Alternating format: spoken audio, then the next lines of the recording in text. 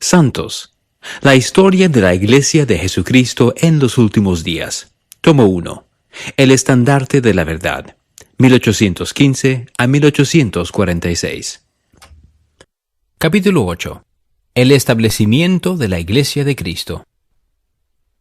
A principios de julio de 1828, y con el manuscrito en su poder, José entendía que el Señor quería que él publicara el Libro de Mormón y llevara su mensaje a todos los rincones de la tierra.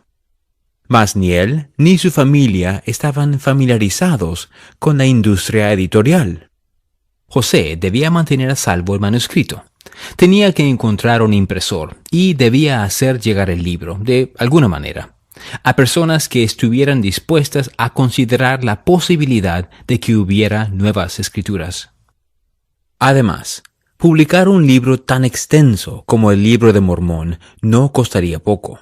La situación económica de José no había mejorado desde que comenzó la traducción, y todo el dinero que ganaba estaba destinado a mantener su familia. Sus padres se hallaban en una situación similar. Ellos seguían siendo unos granjeros pobres que labraban tierras ajenas. El único amigo de José que podía financiar el proyecto era Martin Harris. José puso manos a la obra enseguida. Antes de finalizar la traducción, él había solicitado los derechos de autor del libro para proteger el texto de cualquiera que pudiera robarlo o plagiarlo. Con la ayuda de Martin, José comenzó a buscar un impresor que aceptara publicar el libro. Primero, acudieron a Egbert Grandin, un impresor de Palmira que tenía la misma edad que José. Grandin rechazó la propuesta de inmediato, pensando que el libro era un fraude. José y Martin siguieron buscando con determinación, y en una ciudad cercana hallaron a un impresor que estaba dispuesto a hacer el trabajo. Pero antes de aceptar su oferta, regresaron a Palmira y le preguntaron a Grandin una vez más si deseaba publicar el libro. Esta vez, Grandin estuvo más dispuesto a aceptar el proyecto, pero quería que se le pagase $3,000 para imprimir y encuadernar 5,000 ejemplares antes de siquiera empezar a trabajar. Martin había prometido que ayudaría a cubrir los costos de impresión, pero se dio cuenta de que para reunir tal cantidad de dinero debía hipotecar su granja. Era una carga enorme para Martin, pero él sabía que ningún otro amigo de José podía ayudarlo con esa cantidad de dinero. Afligido, Martin comenzó a cuestionarse si era prudente financiar el Libro de Mormón. Él tenía una de las mejores granjas de la región. Si hipotecaba sus tierras, se arriesgaba a perderlas. La riqueza que había acumulado durante toda su vida podía desaparecer en un instante si el Libro de Mormón no se vendía. Martin compartió su preocupación con José y le pidió que procurara una revelación para él. En respuesta, el Salvador habló del sacrificio que él hizo para hacer la voluntad de su Padre sin importar el costo. Él describió su sufrimiento supremo al pagar el precio por el pecado, a fin de que todos puedan arrepentirse y ser perdonados.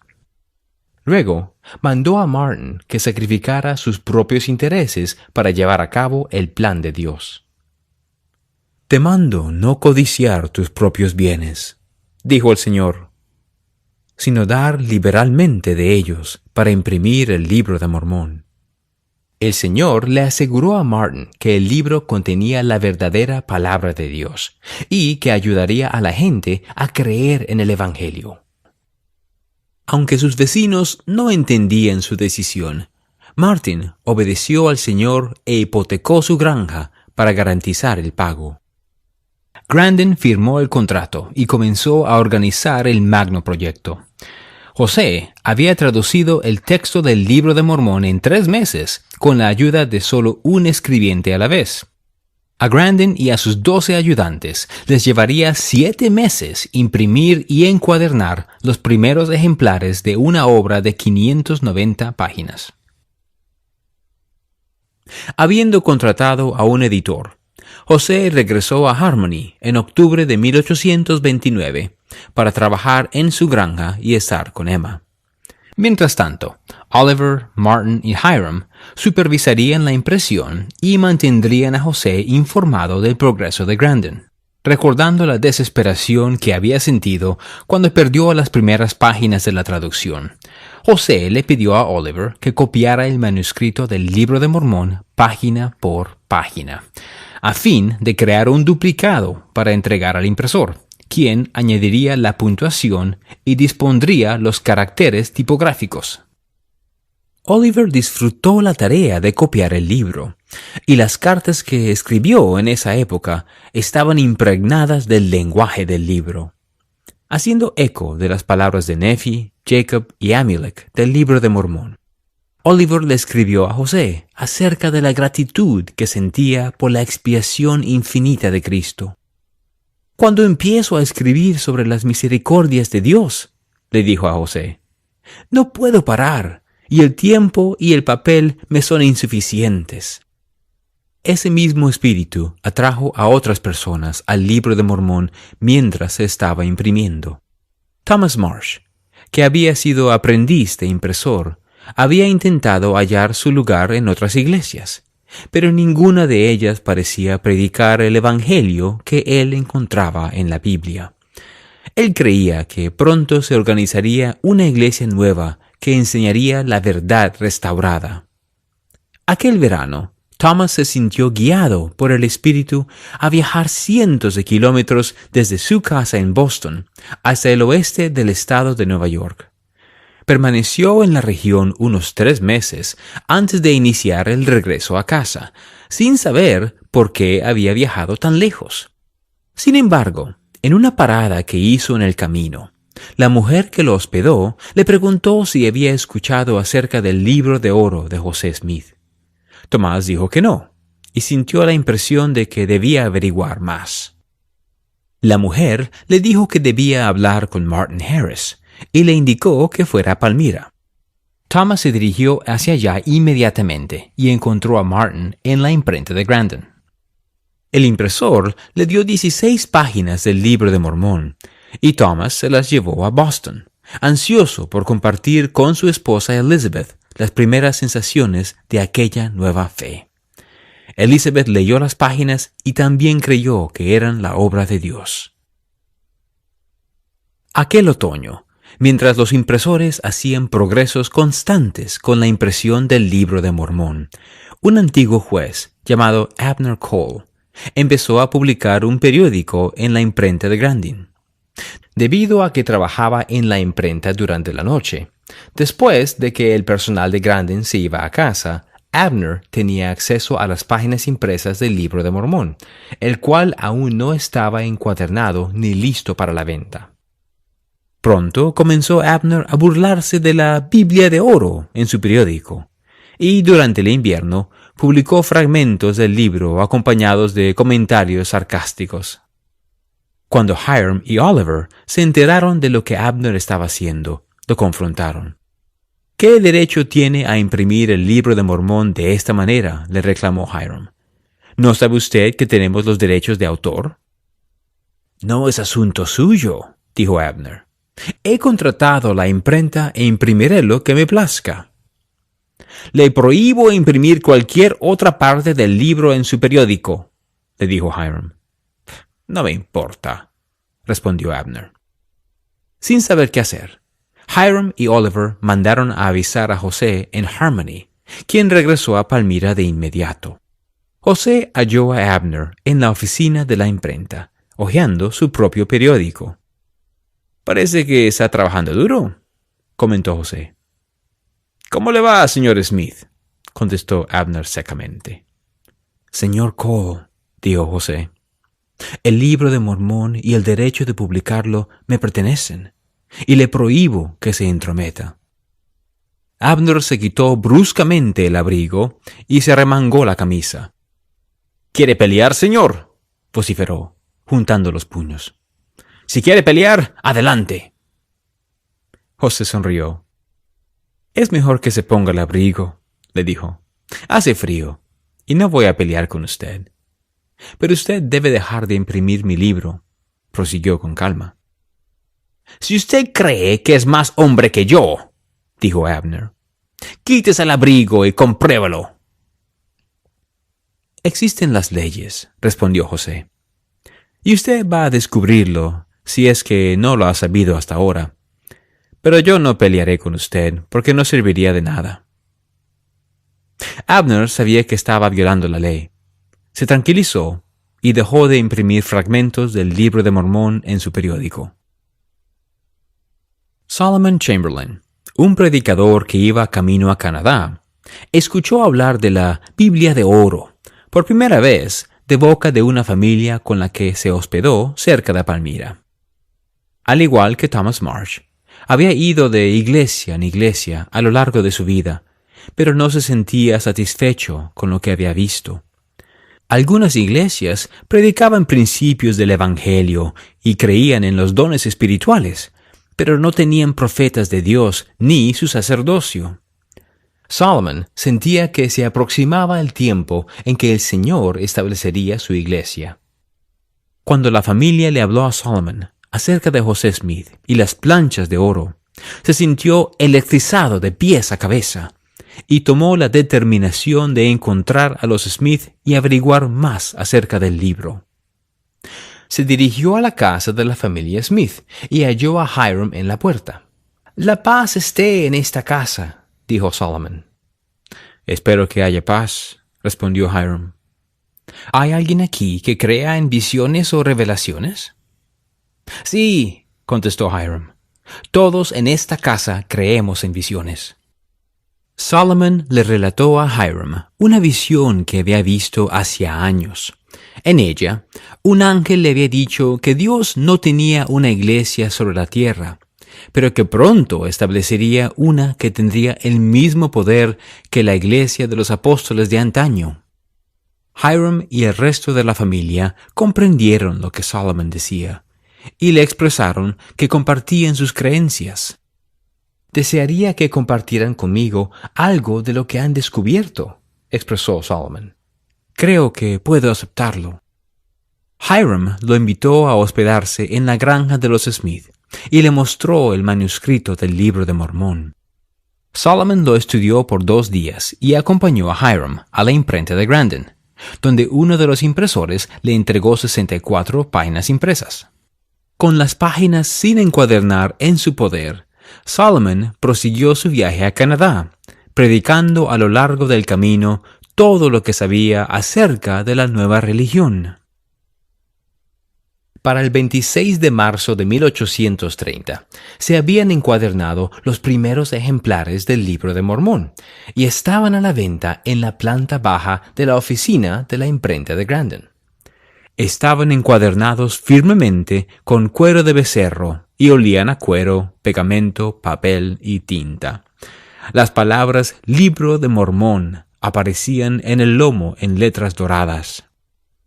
Lucy Smith atesoraba las nuevas escrituras y las veía como una señal de que Dios pronto recogería a sus hijos y restauraría su antiguo convenio.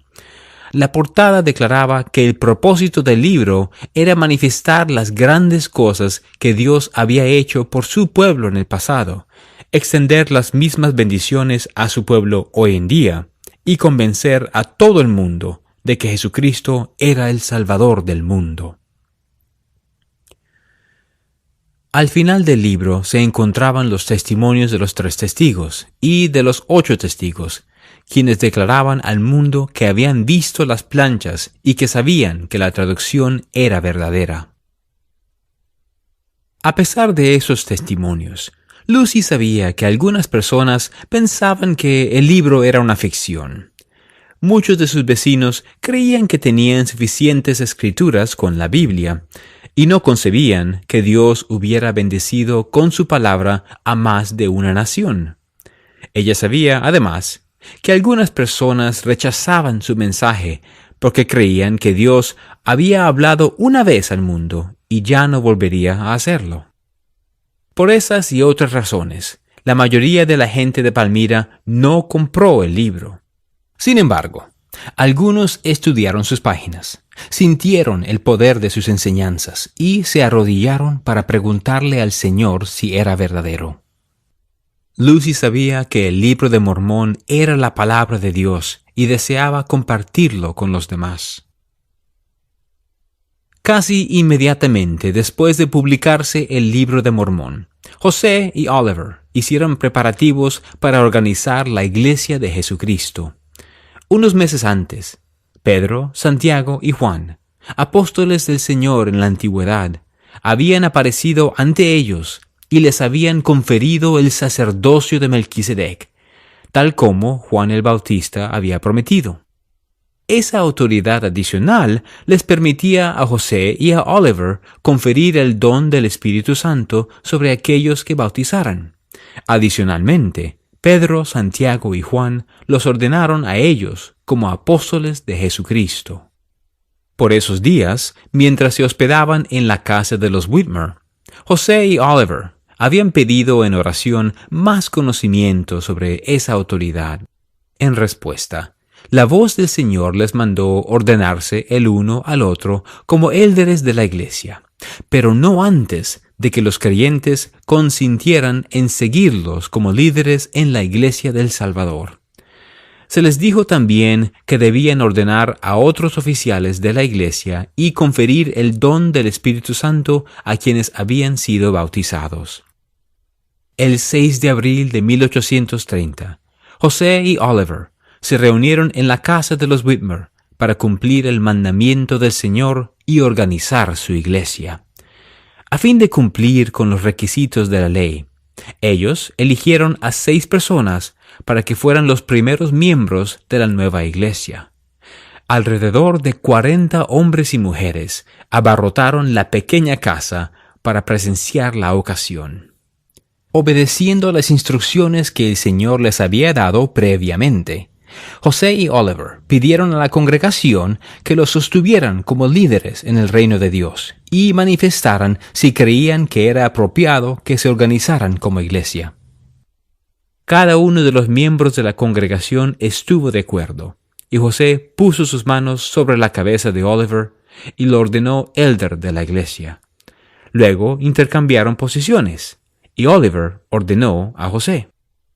Entonces, administraron el pan y el vino de la Santa Cena en memoria de la expiación de Cristo. Luego pusieron sus manos sobre la cabeza de aquellos que habían bautizado, los confirmaron miembros de la iglesia y les dieron el don del Espíritu Santo. El Espíritu del Señor se derramó sobre la congregación y algunos de ellos empezaron a profetizar. Otros alababan al Señor y todos se regocijaron juntamente. Además, José recibió la primera revelación dirigida a todos los miembros de la nueva iglesia. He aquí, se llevará entre vosotros una historia, mandó el Señor, recordando a su pueblo que debían escribir su historia sagrada para preservar un registro de sus acciones y testificar de la función de José como profeta, vidente y revelador. Yo lo he inspirado para impulsar la causa de Sión con gran poder para hacer lo bueno, declaró el Señor. Recibiréis su palabra con toda fe y paciencia, como si viniera de mi propia boca. Porque si hacéis estas cosas, las puertas del infierno no prevalecerán contra vosotros. Posteriormente, José observó de pie, junto a un arroyo, el bautismo de su madre y de su padre para unirse a la iglesia. Luego de años siguiendo diferentes caminos en su búsqueda de la verdad, por fin estaban unidos en la fe. Cuando Joseph padre salía del agua, José lo tomó de la mano, lo ayudó a llegar a la orilla y lo abrazó. «¡Mi Dios!», exclamó, hundiendo su rostro en el pecho de su padre. «He vivido hasta ver a mi padre bautizarse en la iglesia verdadera de Jesucristo». Aquella tarde, José se escabulló a un bosque cercano con el corazón rebosante de gozo. Quería estar a solas, apartado de la mirada de sus amigos y familiares. En los 10 años desde la primera visión, Había contemplado los cielos abiertos, había sentido el Espíritu de Dios y había recibido instrucción por medio de ángeles. Asimismo, él había pecado y había perdido su don, pero se había arrepentido. Había recibido la misericordia de Dios y había traducido el libro de Mormón por su poder y gracia. Ahora, Jesucristo había restaurado su iglesia y había autorizado a José, con el mismo sacerdocio que los apóstoles habían poseído en la antigüedad cuando llevaron el Evangelio al mundo.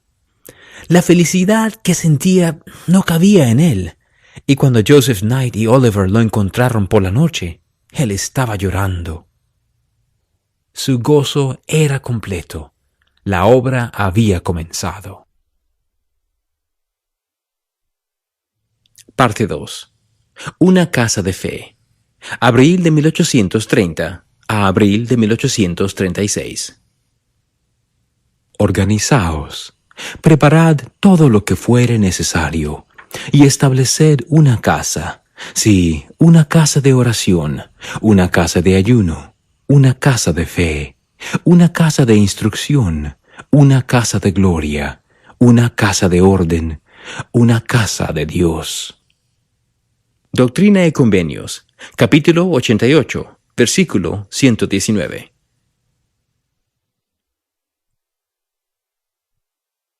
Capítulo 9. Ya sea para vida o para muerte. Al domingo siguiente de haberse organizado la iglesia, Oliver predicó a la familia Whitmer y a sus amigos en Fayette. Muchos de ellos habían apoyado la traducción del Libro de Mormón, pero aún no se habían unido a la iglesia. Cuando Oliver terminó de hablar, 6 personas le pidieron que los bautizara en un lago cercano. A medida que se unían más personas a la nueva iglesia, más agobiaba a José la inmensidad del mandato del Señor de llevar el Evangelio al mundo. Había publicado el Libro de Mormón y organizado la Iglesia del Señor, pero el libro no se estaba vendiendo bien, y quienes deseaban bautizarse eran en su mayoría sus amigos y familiares. Y José todavía tenía mucho que aprender sobre el cielo y la tierra. Con frecuencia, las personas que se unían a la iglesia venían en busca de los dones del Espíritu y otros milagros sobre los cuales leían en el Nuevo Testamento. Pero el Evangelio restaurado les prometía a los creyentes algo más grande que las maravillas y las señales. Benjamín, un sabio profeta y rey del Libro de Mormón, había enseñado que si las personas se sometían al Santo Espíritu, podrían despojarse de su naturaleza pecaminosa y hacerse santos por medio de la expiación de Jesucristo. Para José, el desafío ahora era cómo hacer avanzar la obra del Señor. Él y Oliver sabían que tenían que proclamar el arrepentimiento a todas las personas. El campo estaba listo para la siega y el valor de cada alma era grande a los ojos de Dios. Pero, ¿cómo podían hacer avanzar una obra tan grande 2 noveles apóstoles? Uno agricultor y el otro maestro de escuela, ambos de poco más de 20 años. ¿Y cómo podría una pequeña iglesia de la zona rural del estado de Nueva York elevarse por encima de sus humildes comienzos y crecer hasta llenar el mundo entero? Después de los bautismos en Fayette, José emprendió el viaje de regreso a su granja en Harmony, a 160 kilómetros de distancia. Tan ocupado como estaba con la nueva iglesia, él aún tenía que plantar sus campos, y pronto, si quería tener una cosecha productiva en el otoño. Se había retrasado con los pagos por la granja, y, si fallaban sus cosechas, tendría que encontrar otra manera de pagar su deuda al padre de Emma. De camino a casa, José se detuvo en la granja de Joseph y Polly Knight, en Colesville, Nueva York. Los Knight lo habían respaldado por mucho tiempo, pero aún no se habían unido a la iglesia. Joseph Knight, en particular, quería leer el Libro de Mormón antes de abrazar la nueva religión. José se quedó unos días en Colesville, predicando a la familia Knight y a sus amigos. Newell Knight, uno de los hijos de Joseph y Polly, a menudo hablaba con el profeta acerca del Evangelio. Un día, José lo invitó a orar en una reunión, pero Newell dijo que prefería orar solo en el bosque. A la mañana siguiente, Newell fue al bosque e intentó orar. Una sensación incómoda le invadió, la cual empeoró cuando quiso volver a casa. Para cuando llegó, la sensación era tan opresiva que le rogó a su esposa, Sally, que buscara al profeta. José fue corriendo a ver a Newell y encontró a los familiares y vecinos contemplando atemorizados mientras el joven sufría violentas contorsiones en su cara, sus brazos y piernas. Cuando Newell vio a José, gritó: «¡Echa fuera al demonio!». Hasta entonces, José nunca había intentado reprender al demonio o sanar a alguien, pero sabía que Jesús había prometido a sus discípulos el poder de hacerlo. Actuando rápidamente, tomó a Newell de la mano. «En el nombre de Jesucristo», dijo José, «apártate de él». Tan pronto como habló José, las contorsiones se detuvieron. Newell se desplomó en el suelo, exhausto, pero ileso, murmurando que había visto al diablo abandonar su cuerpo. Los Knight y sus vecinos estaban asombrados por lo que José había hecho.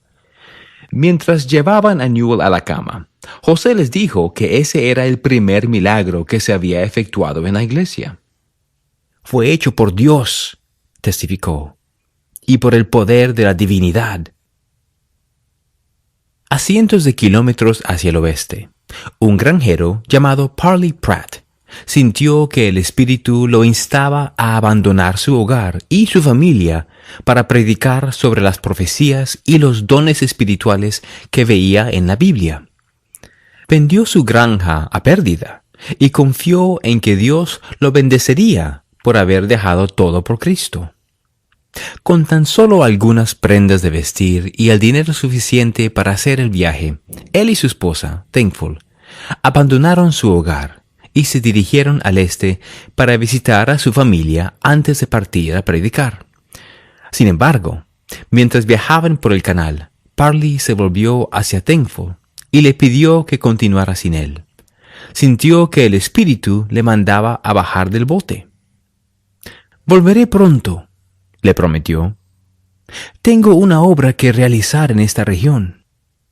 Parley desembarcó y caminó 16 kilómetros por el campo hasta encontrar la casa de un diácono bautista, quien le contó acerca de un nuevo y extraño libro que había adquirido. Afirmaba ser un registro antiguo, dijo el hombre, traducido de planchas de oro con la ayuda de ángeles y visiones. El diácono no tenía el libro consigo, pero prometió mostrárselo a Parley al día siguiente. A la mañana siguiente, Parley regresó a la casa del diácono. Abrió el libro ansiosamente y leyó la portada.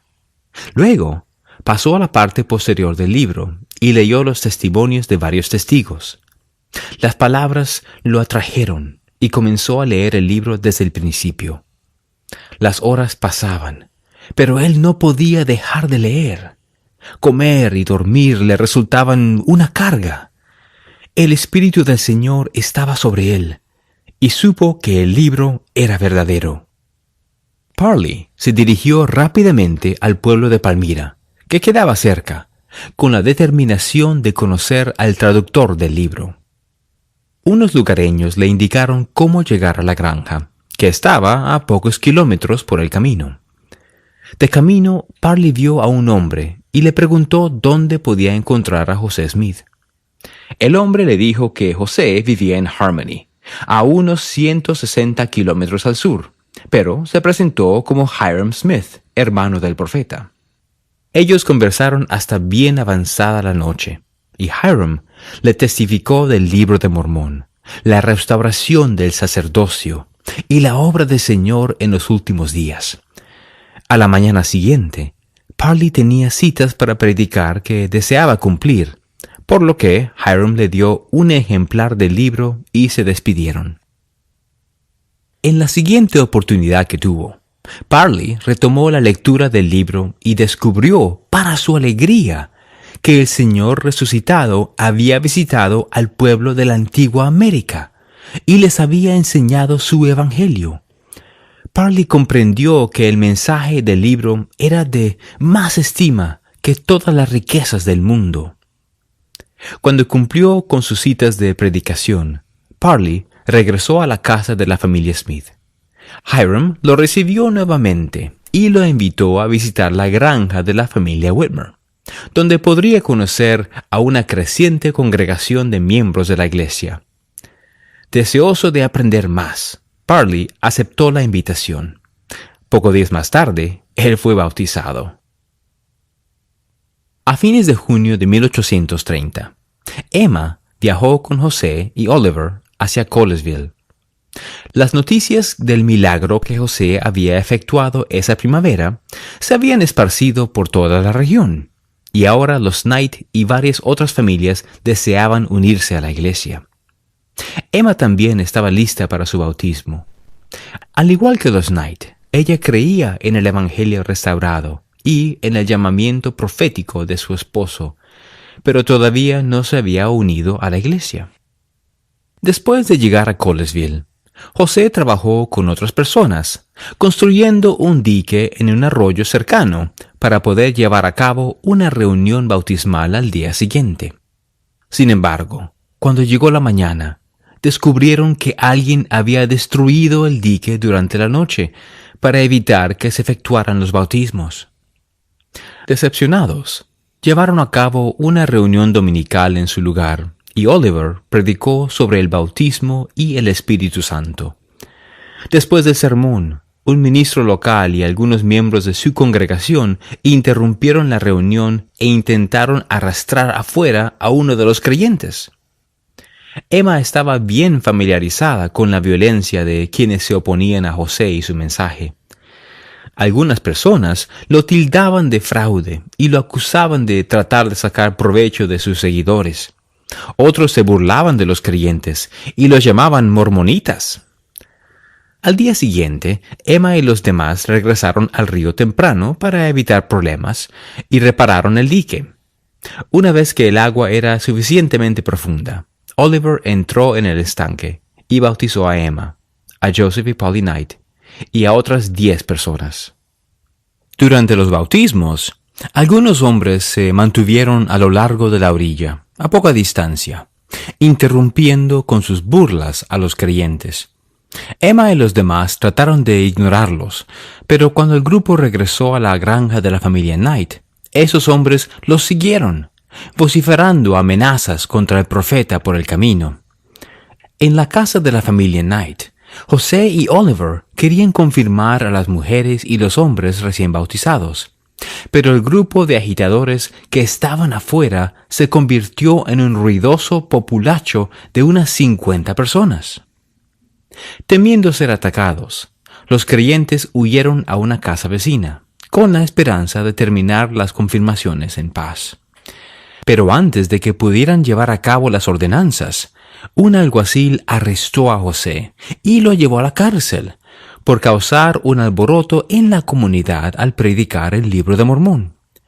José pasó la noche bajo custodia, sin saber si el populacho lo capturaría y llevaría a cabo sus amenazas.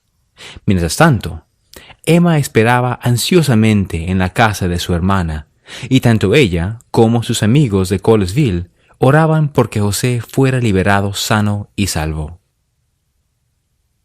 Durante los 2 días siguientes, José fue juzgado en la corte y fue absuelto, solo para ser arrestado y juzgado nuevamente por cargos similares. Tras su segunda audiencia, él fue liberado y regresó con Emma a su granja de Harmony antes de que ella y los hermanos de Colesville pudieran ser confirmados como miembros de la iglesia. De vuelta en casa, José empezó nuevamente a trabajar en su granja, pero el Señor le dio una nueva revelación sobre cómo debía utilizar su tiempo. porque dedicarás todo tu servicio a Sión, declaró el Señor. Mas para los trabajos temporales no tendrás fuerza, porque este no es tu llamamiento.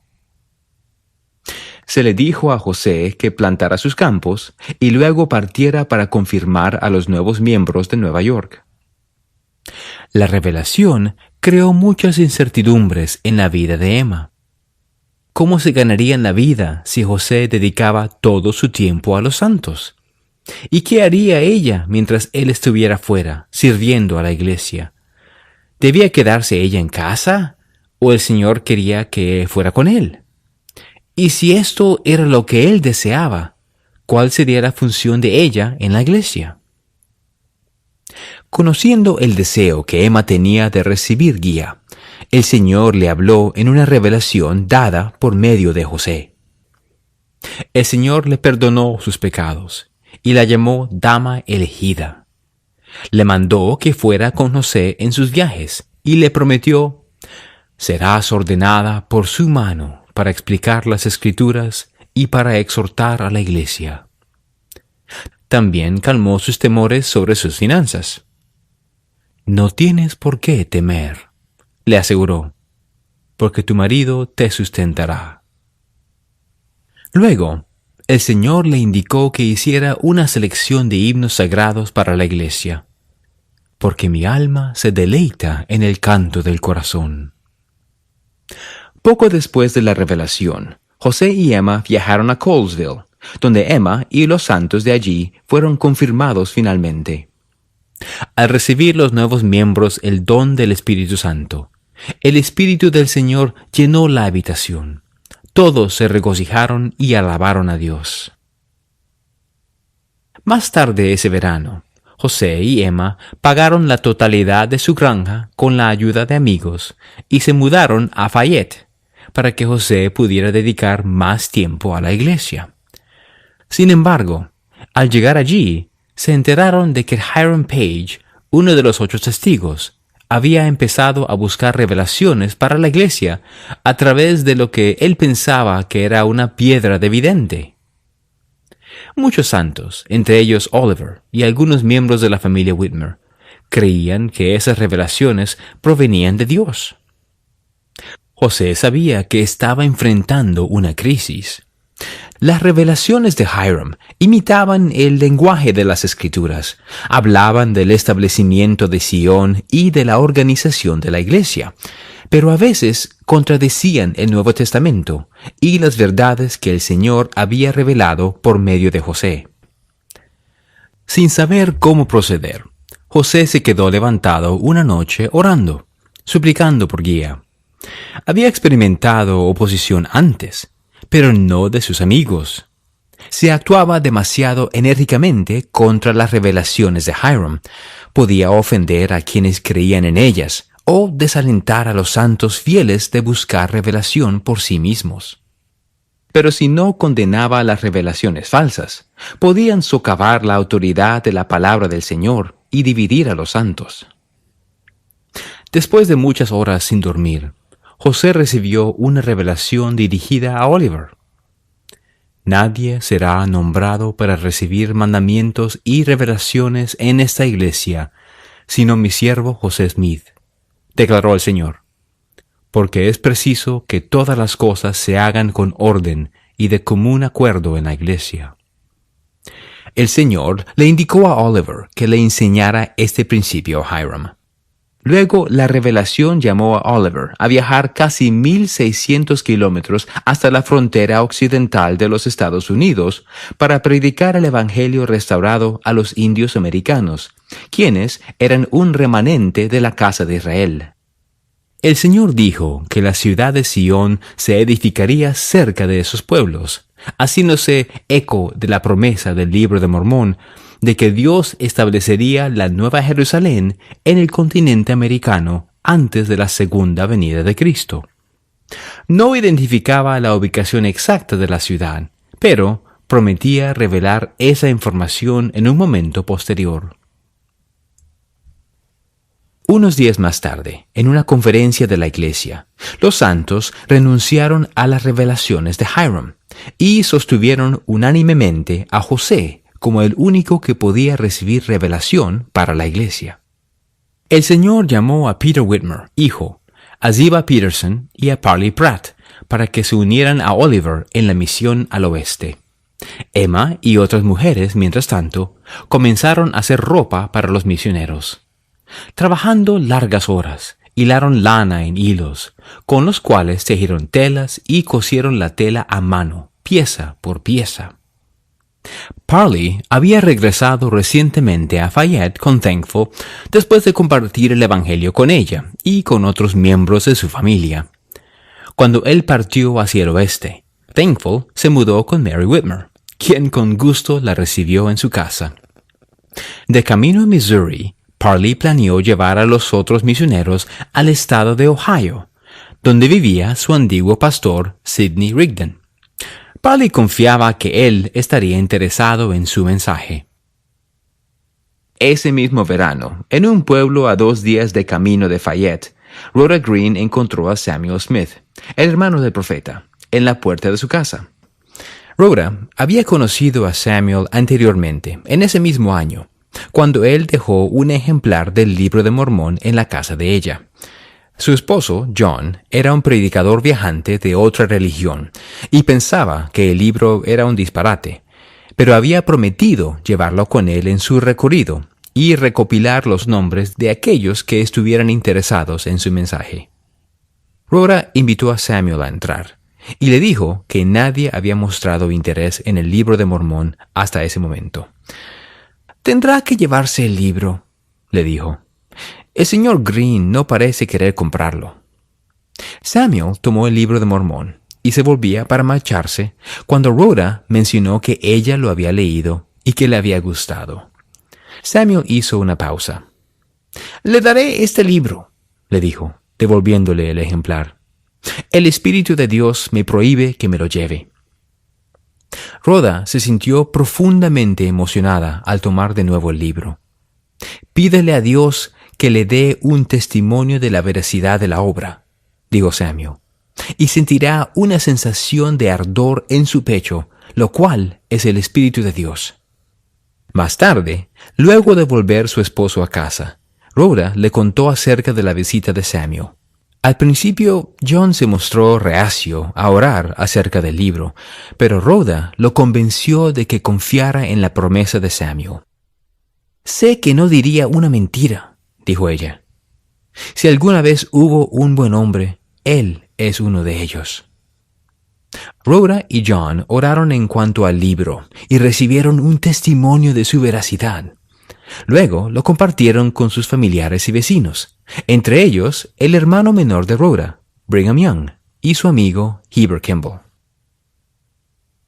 En el otoño, Sidney Rigdon, de 38 años, escuchó cortésmente mientras Parley Pratt y sus 3 compañeros testificaban de un nuevo libro de escrituras, el Libro de Mormón. Pero Sidney no estaba interesado. Durante años, él había exhortado a las personas de los alrededores del pueblo de Kirtland, Ohio, a leer la Biblia y regresar a los principios de la Iglesia del Nuevo Testamento. La Biblia siempre había guiado su vida, dijo a los misioneros, y eso era suficiente.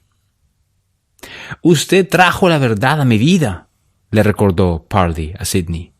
«Ahora le pido, como amigo, que lea esto, por consideración a mí». «No debe discutir conmigo sobre el tema», insistió Sidney. «Pero leeré su libro y veré qué efecto tiene en mi fe». Parley le preguntó a Sidney si podía predicarle a su congregación. Aunque era escéptico de su mensaje, Sidney les dio permiso. Luego que los misioneros se fueron, Sidney leyó partes del libro y descubrió que no podía desecharlo. Para cuando Parley y Oliver le predicaron a su congregación, él no tenía deseos de advertir a nadie en contra del libro. Cuando se levantó para hablar al final de la reunión, citó la Biblia. «Examinadlo todo», dijo, «y retened lo bueno». Pero Sidney seguía sin saber qué hacer. Aceptar el Libro de Mormón significaría perder su empleo como pastor. Tenía una buena congregación y le proporcionaban una vida cómoda a él, a su esposa Phoebe y a sus 6 hijos. Algunas personas de la congregación incluso estaban construyendo una casa para ellos. ¿Podía realmente pedirle a su familia que se alejara de la comodidad de la que disfrutaban? Sidney oró hasta que una sensación de paz descansó sobre él. Sabía que el Libro de Mormón era verdadero. «No me lo reveló carne ni sangre», exclamó, «sino mi Padre que está en los cielos». Sidney compartió sus sentimientos con Phoebe. «Querida», le dijo, «una vez me seguiste hacia la pobreza. ¿Estás dispuesta a volver a hacer lo mismo?» «He considerado el precio», respondió ella. «Es mi deseo hacer la voluntad de Dios, ya sea para vida o para muerte».